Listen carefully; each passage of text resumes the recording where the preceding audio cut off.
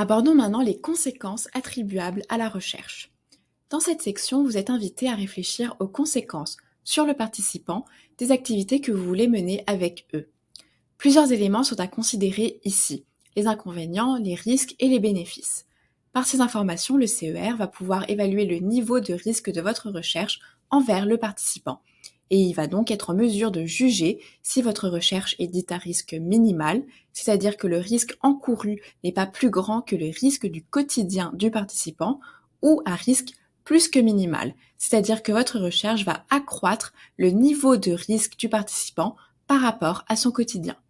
Ce niveau de risque va changer le processus d'évaluation de votre projet par le CER. Il va déterminer s'il va être évalué en comité plénier ou non.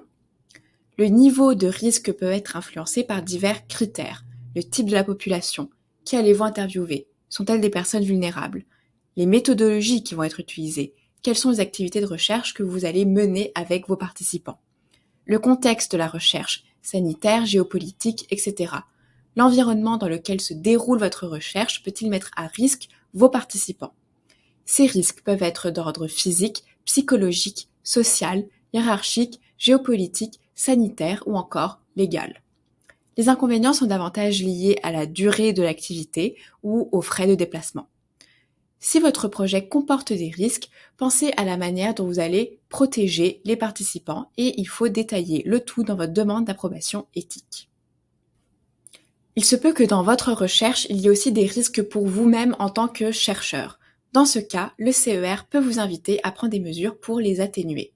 D'un point de vue éthique, on regarde également les bénéfices liés aux résultats attendus de la recherche pour la société, mais aussi pour les participants à votre projet. Une balance des risques et des bénéfices est alors faite. Cela signifie que ce n'est pas parce que votre recherche comporte des risques importants qu'elle ne peut pas se faire, si les bénéfices en retour sont grands.